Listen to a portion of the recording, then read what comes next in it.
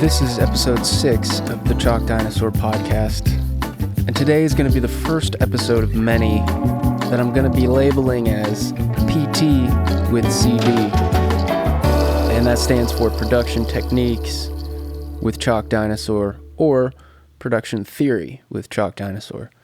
So these are going to be geared very specifically towards people who are making music. So I wanted to label them all clearly so that people who don't do that will know that it's probably going to get really technical and really into the details about the gear, the techniques, and it'll probably be boring to somebody who isn't familiar with what I'm talking about. But, some of the theory-based ones might be interesting. I don't know. Anyway, this one's for people who make music out there. So today, what I was going to talk about was being prolific, production, just how to be prolific.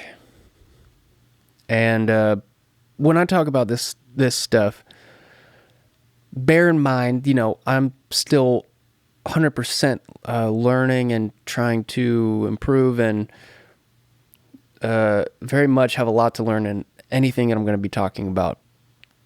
But this is one of the areas, music production, that I do have a lot of experience in that I can share. So keep that in mind here. Take what I say and see what works for you. Don't, I'm not trying to sound like a frickin' know-it-all here. But anyway, one of the things, not to toot my own Bjorn, that's been kind of a notable feature of my career has been the amount of music that I've produced. I just released the 18th album for Chalk Dinosaur, and then separately from that, I work as a freelance composer, and I do music for underscore music for TV shows, so it's the background music. So, not counting the Chalk Dinosaur recordings, this past month I just completed my 1000th audio recording, and I upload every one of these onto johnohalloran.com. So if you're ever curious, that's where I upload everything that I produce. So the vast majority of the music I'm making is for, my job, and Chalk Dinosaur is on top of that. So I do feel like I have some valid ideas about prolificity. Is that a word? I don't know. I have experience in this, and I feel like of the many topics that I talk about on this podcast, this one is maybe the only one that I actually feel somewhat qualified to share my opinions on. So anyway, a lot of people who write songs, a lot of people who make music, there's a big hurdle, there's a big roadblock in that they cannot seem to finish their ideas, and they don't, they're just not producing much. They might be working on it a lot, but they're not finishing ideas, and they're they don't have the output, the turnover. And it's a really difficult part of music for a lot of reasons. And I think, the biggest one is all of our own sense of perfectionism and not being satisfied with what we're making, or feeling that something we're doing isn't good enough in some way to share, or to even, I don't know. I think the biggest hurdle for people in terms of finishing their ideas and being able to create output is the ability to accept ideas and accept flaws, finish the idea and move on. But the hardest part for a lot of people, I think, is accepting the flaws. And some people just can't accept the fact that it's not perfect, and then they never finish it. So what are I'll just explain a little bit about my path with creating music and the kind of approach I took that I think really helped to get on the right mindset for creating music. And that's this idea that's very common in the arts, I believe, that if you want quality, you need quantity. To get better at something, to learn, you just have to create a lot. And, out of 100 ideas, they're obviously not all going to be great ideas, but there are going to be some good ones in there. But if you spend all your time trying to come up with one great idea, it's going to be, there's no contest. So, my pottery teacher in high school, Mr. Tenace, he gave me a very good insight, a very good piece of advice. I think he was addressing the whole class, but he kind of just introduced me to that theory, or, that approach. And he said, I'm paraphrasing here, but he said something along the lines of, if you want to make a great pot, don't try to make one great pot, just make 1,000 pots. I don't know if he said 1,000, but, just make, we'll say 100. That's a little more realistic. Just make 100 pots. No, it's not. You could make 1,000 pots. Anyway, don't try to make the perfect one. Just make 1,000. And don't worry if they're perfect. Because with each thing that you complete, and each time you go through that whole process from beginning to end, you learn things, and you get better at making the small decisions and choices that get you to the finish line, where you can feel like, all right, this is done. So anyway, that came into play for sure, big time, whenever I started making my own recordings. Whenever I got really into making my own I'd always kind of been messing around with recordings, but completely just for fun when I was younger, just on Microsoft Sound Recorder, just like slowing down audio. And then they had the reverse function, so I would always try and say sentences in reverse and then reverse it and see if it sounded like English. Anyway, when I started making like musical recordings and got real obsessed with that, there was I took that approach. I was like, all right, I'm just going to try and make a song that is complete. I wasn't trying to make like an amazing song. I was just trying to make a song that was complete. Like, what does it need to be complete? In my head at the time, I was like, all right, needs some words. Needs like verse, chorus. And if you go back and listen to my first 20 or 30 songs that I wrote and recorded, I was just writing lyrics to have lyrics in the song. I wasn't writing from a personal place or any kind of personal experience. I was just writing words that sounded like a song to me. I'm like, what words would be in a song? That's how I was writing words at the time. And if you go back and listen on johnohalloran.com to, my first 20 or 30 songs, they're very uncomfortable for me to listen to around other people because the lyrical content and the vocal performance are bad in my ears. Like, it's embarrassing. But at the same time, it's encouraging because, after more time, just steadily got better as I learned how to write better and how to record better. And it was just a very steady and gradual increase. But yeah, listen to those first ones, and it's not pretty for me. I enjoy listening to them by myself because, even though the words and vocals were not good or were embarrassing to me, there was always some element of every recording that I made that I liked. In the earlier songs, it was usually the instrumental aspects of the recording that, there'd be something about it that I liked. And yeah, so I was just trying to complete a song, not overthink it, not get so nitpicky with it, just get it to the point of feeling like a complete song as fast as I could. And then moving on to the next one and applying the things that I had maybe observed or learned in the previous song, applying that knowledge to the next process, starting over from scratch, and just going through that process of beginning to end, over and over.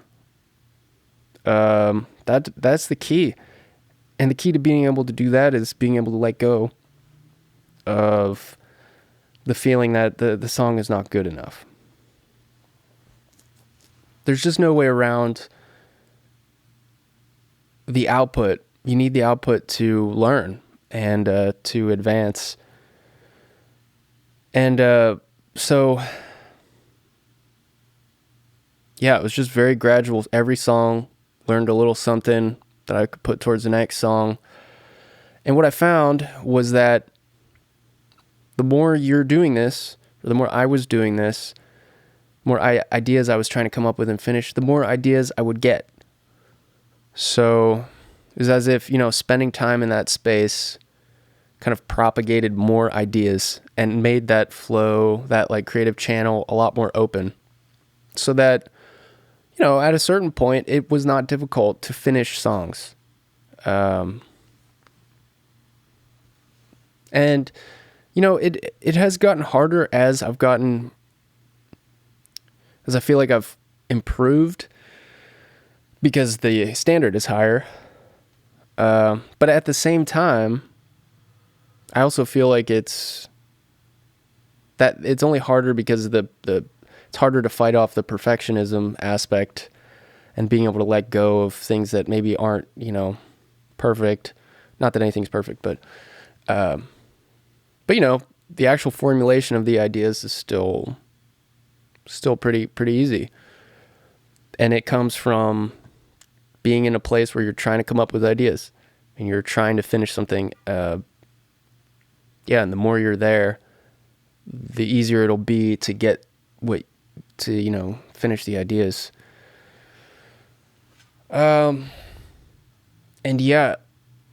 So I was doing that for a few years. Let's see, that was 2007. I started doing that. So I was just constantly, trying to complete as many pieces of music as I could that were complete or felt complete to me. So, yeah, spend maybe a week on one song, spend a week on the recording, and I would usually write as I was recording. So I would just put a drum loop down in GarageBand, then I'd record a chord progression, and then I'd, have a different drum loop for, the chorus or a different part of the song, or even I'd just keep the same drum loop going for the whole thing. But it's really just like make one chord progression for the verse, make a different chord progression for the chorus, and then just alternate between the two. Write two verses, write two verses, write a chorus, maybe write a bridge. My songwriting structures started to get more complex and have gotten much more complex now compared to where they were when I started. But they don't need to be by any means to make a good song. And when I started out, it was really just A, B, A, B, A, B, B. It was just very, very simple. And just focusing on make a complete song and then move on and start a new idea. Because starting a new idea is so much fun. That's one of my favorite things to do, is just to have a blank nothing and start a fresh idea, fresh chance to try and make something really awesome. Try an opportunity to try and do everything right.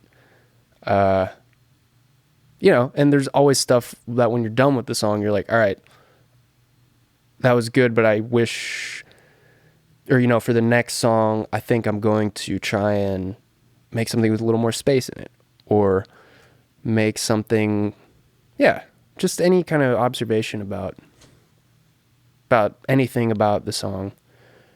You just accumulate these with every time you go through the process.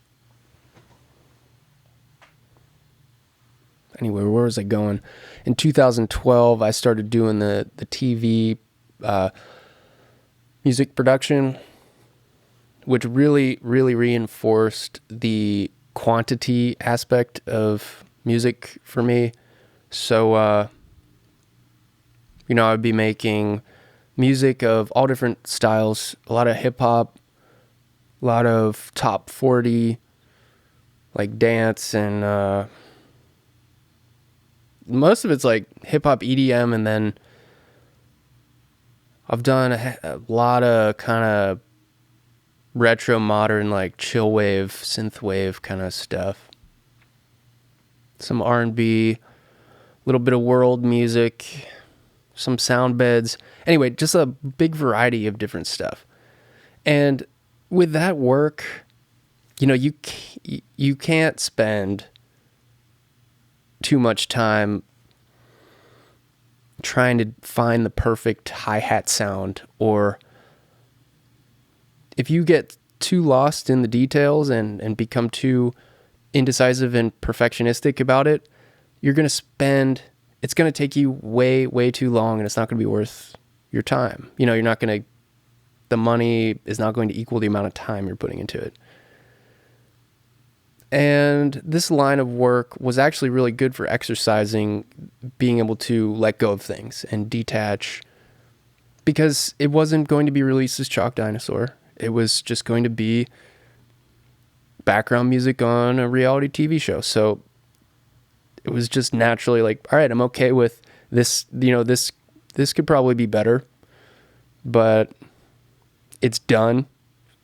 The whole purpose, or the whole process is just like, I need to finish this piece, this 1 minute and 30-second piece of music, as quickly and efficiently as possible, and still have it be at a certain level.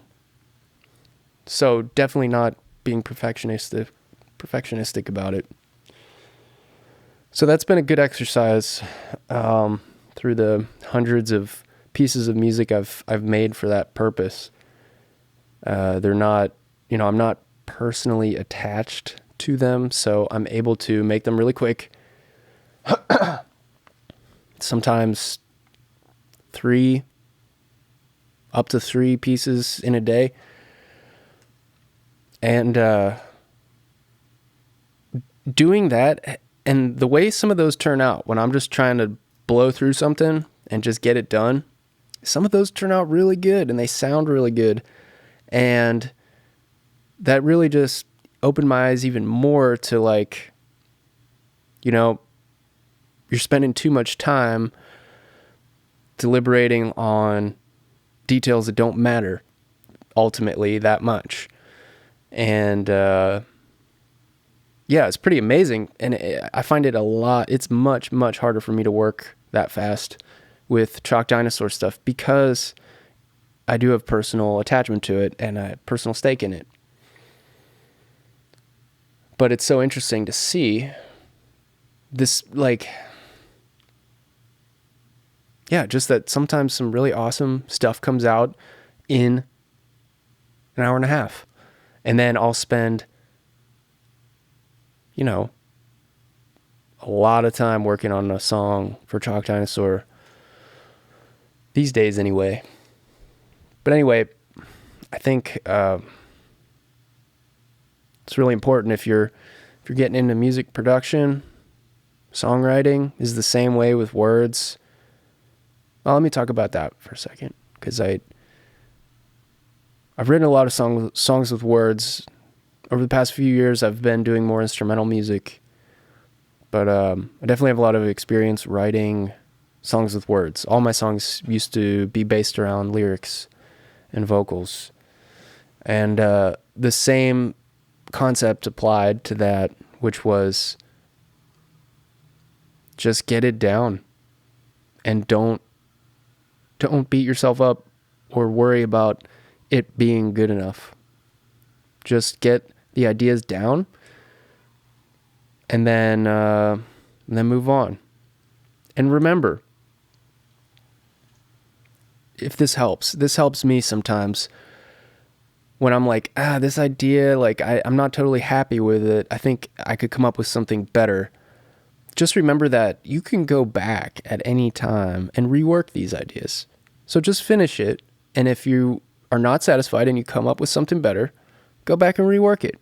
But what I've found for me is that I never, ever do that. Even with that, that's what I would make that little deal with myself. Like, well, if this turns into a really amazing idea or something, like, or I get some kind of, or, what was I trying to say? If this idea feels like it's not living up to its potential, but I want to finish it so I can move on, I'll make the deal of like, well, okay, just finish it and then you can go back and rework it if you want to. And I never do. It always turns out after some time has passed and it's the piece of music is no longer under the microscope of your attention, and it kind of is less fresh in your mind, and you go back and listen to it, and a lot of times it's like, it's good. It's preserved that way, and I almost never go back and rework things.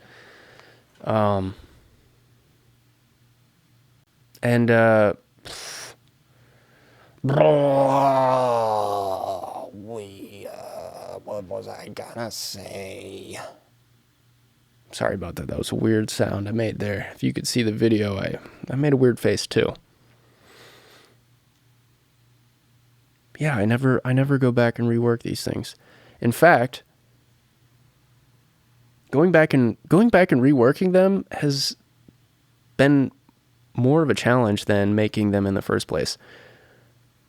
Because when you record something, when the idea is fresh, and the idea is happening as you're recording it, and you're on the cusp of this creative wave, and you're capturing that energy, that there's an energy there that, and a feel, is really interesting, that when I would go back and record a song later, months later, I'd be like, oh, that was a good song, I'm going to record it again.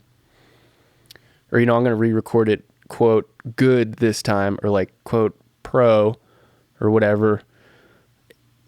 It might sound sonically cleaner or something, but I would like the demo better, because the demo would have this like intangible, but very, very, very, very evident energy and feel that the re-recording would lack. It was so weird. The energy wasn't there in the re-recording. And that is why, starting with my third album, Kitty Hawk Surf, at that point, I stopped making demos.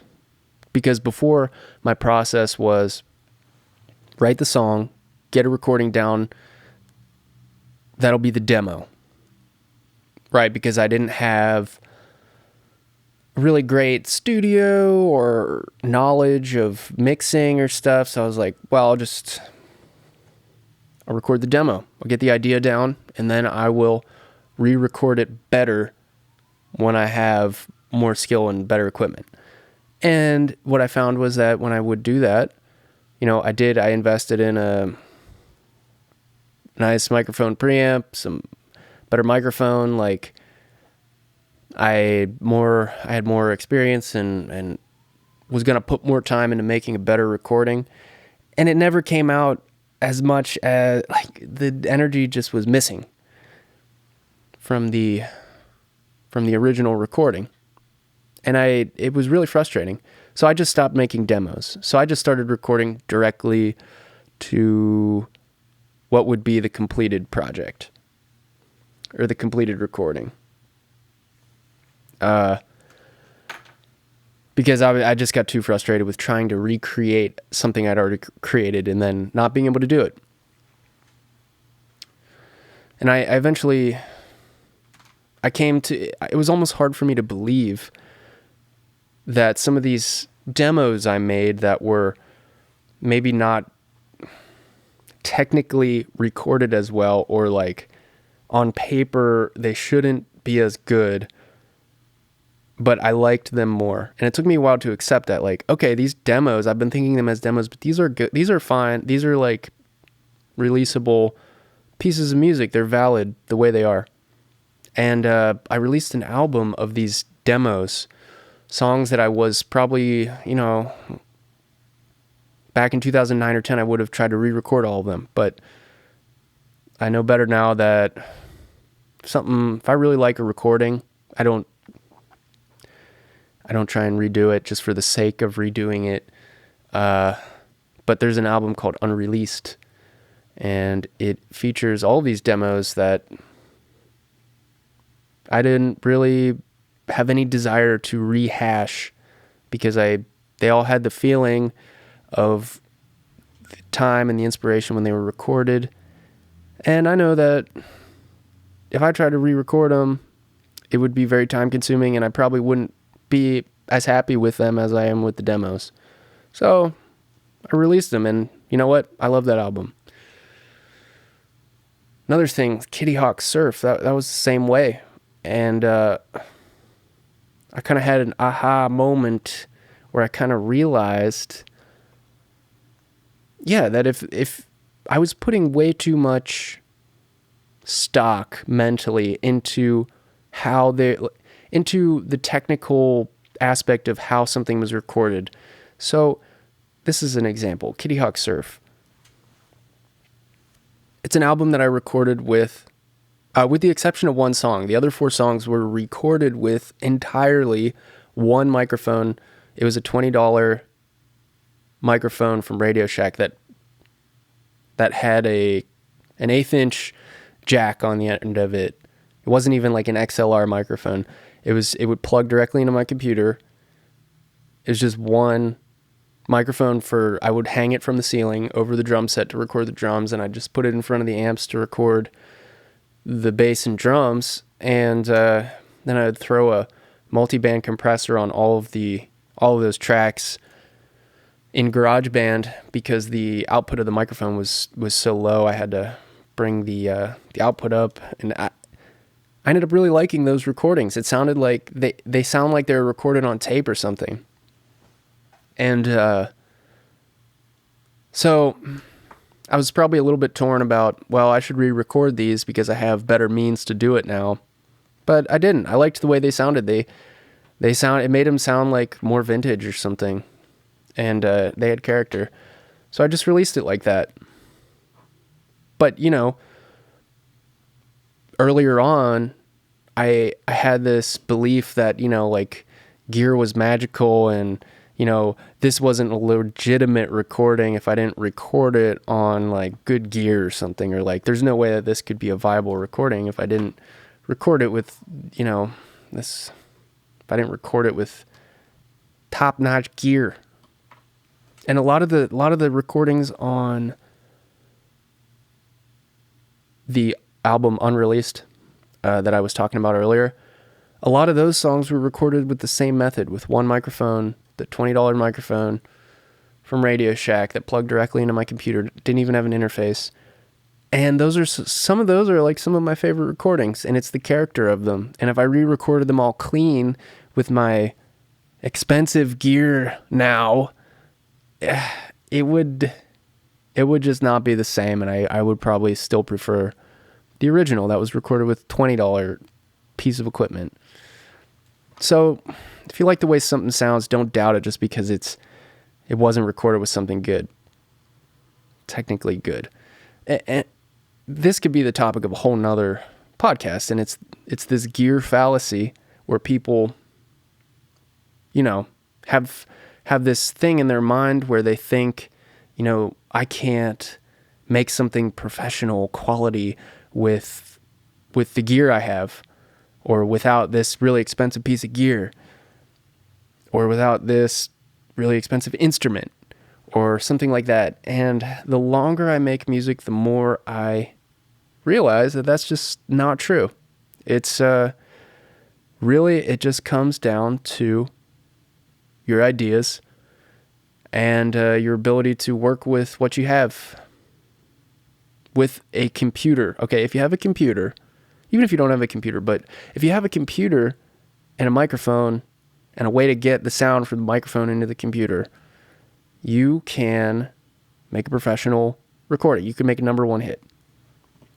Well, I don't know about that because I'm not exactly sure what all goes into making a number one hit. Like what kind of promotion and backing and like, yeah, okay, I take that back. But you could make something you could make a hit. Something really, you can make something on a professional level with very little. Because another thing I realized was, yes, the gear is important. The microphone has its own sonic signature.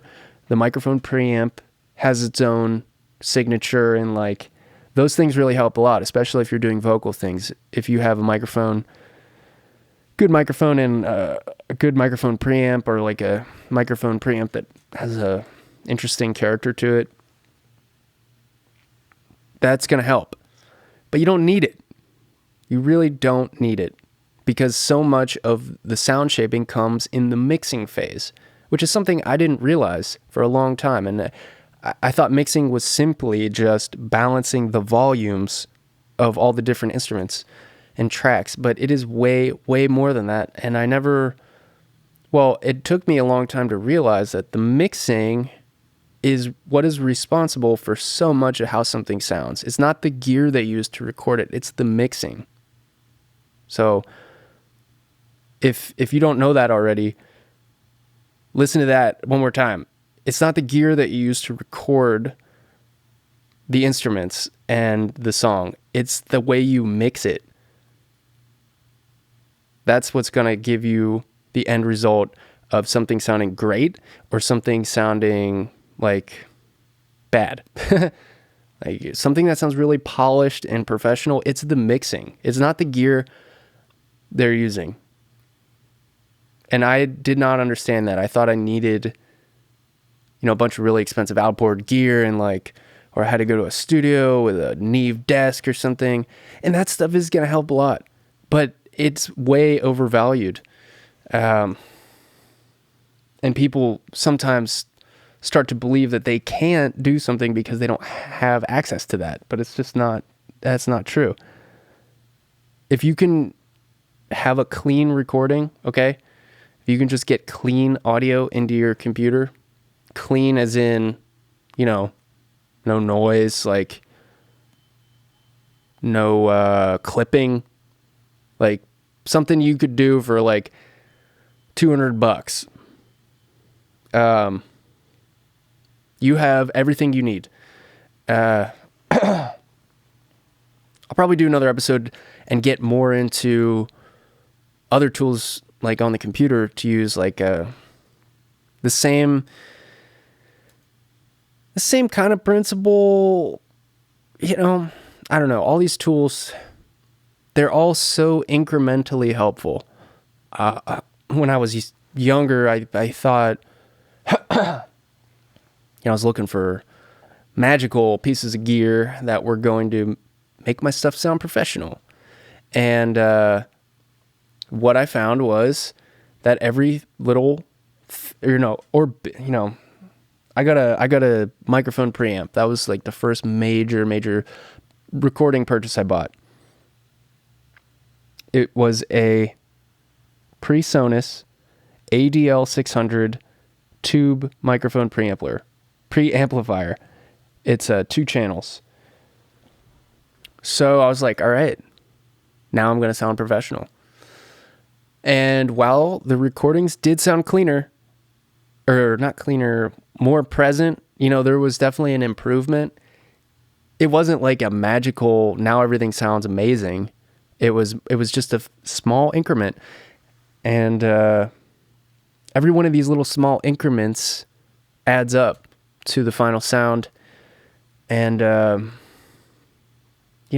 found the same thing with synthesizers, although it's a little more pronounced with the synthesizers, the differences. But again, if you have like a good software synthesizer like Massive or Serum, which if you have like on the platform Splice where they sell samples and plugins and stuff, I did a rent to own with Serum. So I was able to download and use that plugin Serum.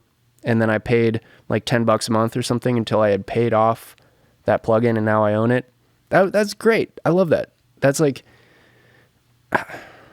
that's such a great idea. And I appreciate them doing that, because to spend like $200 on a plugin is hard to stomach sometimes. But when you can spread it out and you're able to use the plugin while you're paying for it, it makes it so much better, and it makes me so much more willing to pay for things. Same thing with the Slate plugins, the Steven Slate plugins, which is just, he specializes in hardware emulations of, classic gear, classic tape machines and compressors and stuff. And he does a subscription based thing. So $15 a month, and you get access to his entire, plugin library, which is awesome. I wish more companies did that, because I have no problem paying for that. But if I was to buy all those plugins, that would be really difficult, because that would be really, really expensive. So this is a much more manageable way for me to like legally be using these tools. And then I feel better about, using them. I'm getting way off on a tangent here. I was talking about the synths. You can absolutely get just as good of a sound and like do everything that you're going to do with a hardware synth with Serum or Massive, I think. That's my opinion. Like, if you know how to work those things good enough in the context of a mix, especially, like, you can 100% do everything you need to do within those. You don't need hardware synth. But the hardware synth, in my experience, what it does and the value it brings for me is that, one, the user interface is superior. So whether the sound is superior, that's very arguable, but the user interface is definitely superior.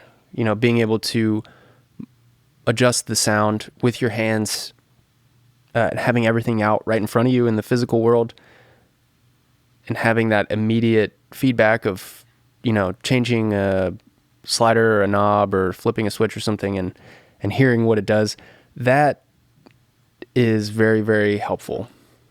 And that's one of the main differences between working in, the hardware world versus the software world. And that's like the sound aside, assuming the sound was equal, it's way worth it just for that. And then in terms of the sound, these hardware synthesizers, they're much more limited than what you could do in Serum or Massive. They're very, very limited. This one can only play one note at a time, and it only has one oscillator and one envelope. But it's got its own tone, similar to how different guitars have different tones. It's got its own tone, and it does, it's got a much more limited range, but it does that range really well. And that's what I love about all the different hardware synths, is that they all kind of have their own strength, their own weaknesses too, but they all kind of have usually like a couple things that they're really good at. And if you need that kind of tone, you can just go to, you can get it real easy on some of these things, like this Juno 60 back here. It's pretty limited when you compare it to like the Prophet or the Virus or something. It's pretty limited, but it does what it does so well, and it's so easy to get a good sound that it's awesome. I love that one. That's definitely been my favorite. And yeah, the Prophet, it's not as automatically good sound as the the Juno. Like you've got to dive a little, you've got to like spend a little more time adjusting, because there's a lot more adjustments you can make on that synth. But there's definitely some really sweet spots in there. And that's the thing with all these synths. You got to spend time with them to find those sweet spots. And like this Moog Minotaur over here, this thing is, the bass just sounds great on it. There's nothing, it's just a sawtooth wave and a square wave. Same thing this synthesizer has, same thing that synthesizer has, same thing my other Moog has, but that one's a little fatty. Yet this one sounds different. And just like with the rest of these, like that one doesn't do that many different kinds of sounds, but the sounds that it does really well. And that's really nice. So you've got less options, but better options. Or I won't say better, less options, but all good options. Whereas with the software, you've got unlimited options, but they're not all good. So you've got to find the good stuff, and you've got to dive a little deeper to find the sweet spots in whatever software you're working in. I don't know where I was even going with this. I was talking about, output, creative output. Yeah, so as I was saying, the more time you spend writing lyrics for a song, the more words will come into your head. How's that for a transition? Lyrics, that's a very difficult thing for a lot of people. And my advice and my approach is the same as what I had been talking about before.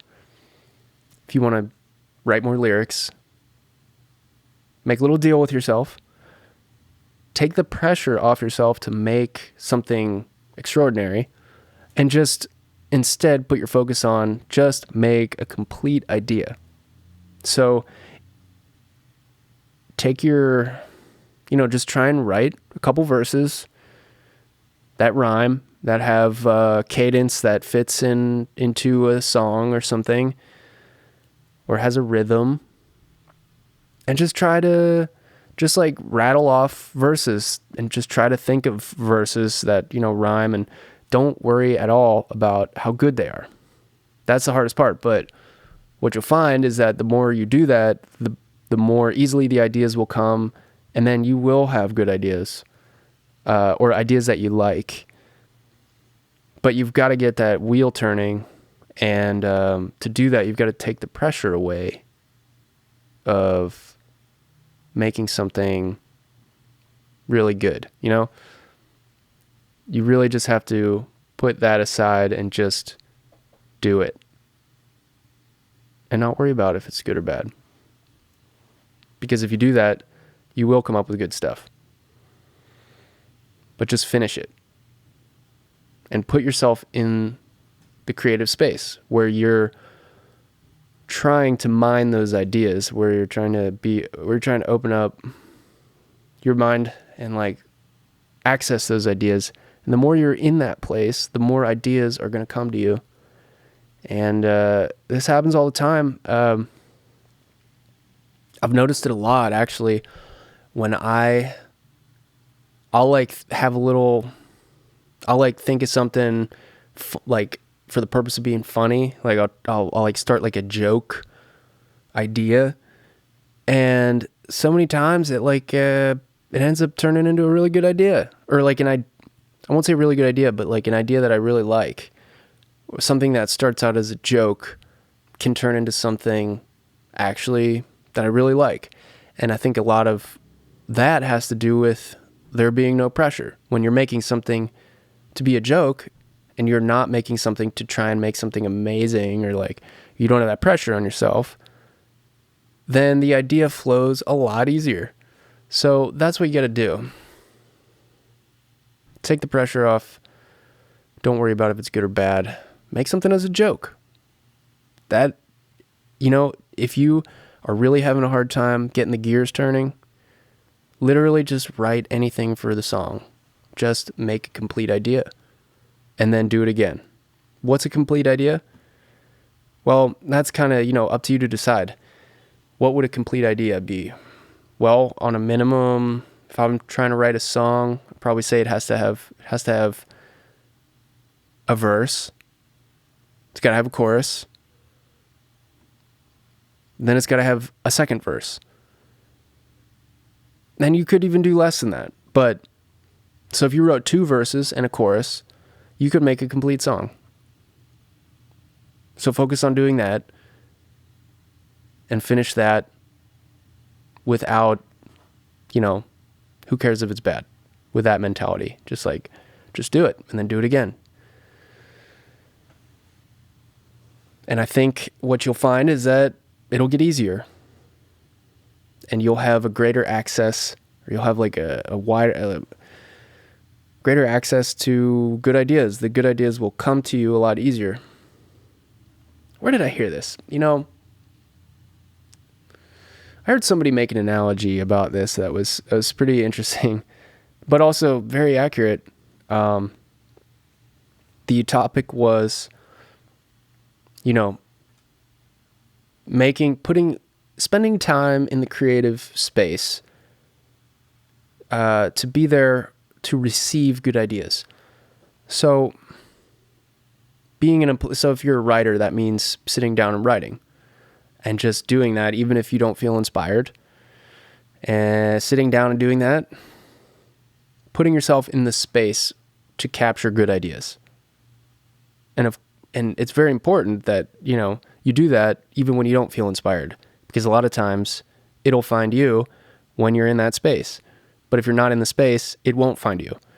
And the analogy was, so say you're a man and you're, let's see, how did it go?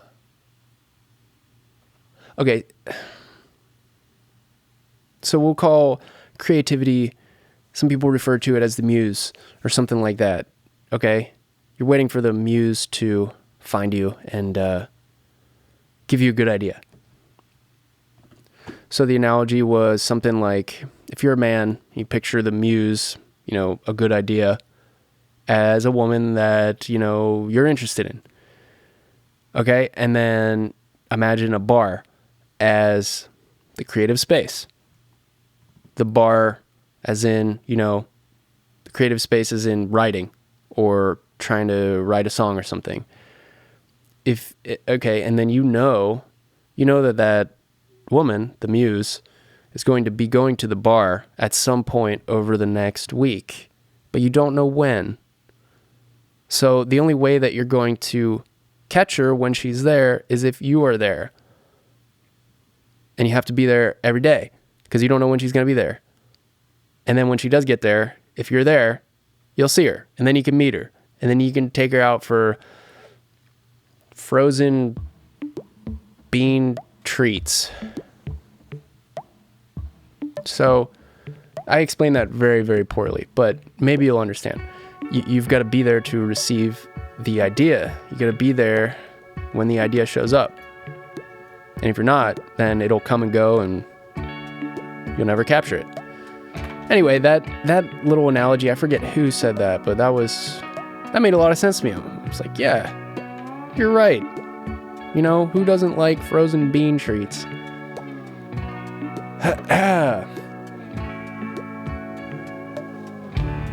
All right. I think that's all I have to say about that now. I think I've just repeated the same thing for an hour. But this has been... I like talking about this stuff.